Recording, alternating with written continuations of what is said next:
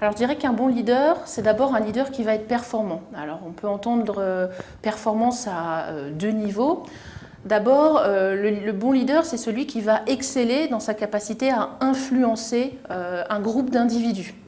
Alors cette excellence dans la capacité à influencer, on sait qu'il y a certains traits qui permettent de la prédire, comme par exemple l'intelligence, l'intégrité, la confiance en soi, la sociabilité.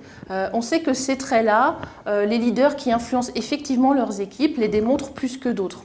On sait aussi que certains comportements vont aussi contribuer à renforcer l'influence du leader. Par exemple, on sait que des comportements qui vont plutôt miser sur les valeurs ou sur la considération pour les individus va être plus efficace qu'un management centré sur les objectifs ou sur le contrôle. Et on sait aussi que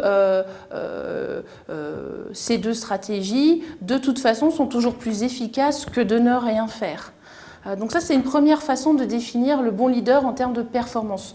Deuxième niveau de performance, ça va être sa capacité à avoir un impact sur la performance de son organisation. Alors son impact, il est de quelle nature? C'est en influençant ses équipes, en permettant qu'elles atteignent les objectifs et qu'elles réalisent un but commun. C'est à travers cela qu'il va contribuer positivement à la performance de l'organisation. Alors là, je veux quand même apporter deux bémols. La première, c'est que c'est extrêmement dur de faire ce lien qui finalement est très tenu compte tenu de la complexité des organisations entre le leadership d'un individu et la performance globale d'une organisation. Et d'ailleurs, nous, on a plutôt tendance à surestimer l'impact d'un individu ou d'un leader sur une organisation. Nous, les chercheurs, on sait que statistiquement, c'est très faible. Ce n'est pas pour autant qu'on a renoncé à essayer de le comprendre.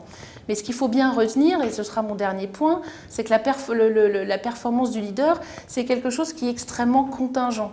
Comme je l'ai dit, le leadership, c'est une équation à trois inconnus. Il y a le leader avec ses traits, ses comportements, son style, mais il y a aussi un groupe avec des attentes particulières et une situation avec des paramètres extrêmement précis.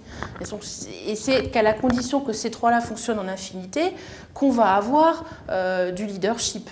Alors je vous donne un exemple. On a beaucoup travaillé ces dernières années sur un style bien particulier de leader qui est très archétypique, qui est le leader charismatique. Alors c'est quoi un leader charismatique? Si on en croit les auteurs, Conger et Kanungo en l'occurrence, c'est quelqu'un qui d'abord sait communiquer avec force de symbole une vision, c'est quelqu'un qui prend des risques, c'est quelqu'un qui fait preuve d'anticonformisme, c'est quelqu'un qui a de l'empathie, de la considération pour ses équipes, et c'est quelqu'un aussi qui a des grandes antennes et qui sait capter ce qui va arriver dans un futur proche. Vous prenez Steve Jobs, c'est vraiment un bon exemple de ce style charismatique de leader. Et qu'est-ce qu'on a étudié? On a montré que dans certains cas, quand par exemple on est dans une situation, dans une organisation qui souhaite qu'un changement advienne, qu'une rupture soit faite, et qu'on a des équipes qui effectivement apprécient d'être managées sur la base des valeurs, des émotions et d'un engagement affectif fort vis-à-vis du leader, alors ce style de leader-là est capable de générer beaucoup de performance. En revanche, plonger le même individu dans une organisation très structurée, rétive au changement, avec des individus qui ne veulent pas autant donner en termes d'émotion, mais qui veulent plus d'autonomie, voire plus de liberté intellectuelle, et là vous avez un leader qui, aussi charismatique soit-il, ne générera aucune performance. Et en ce sens, c'est en ce sens que je dis que c'est contingent.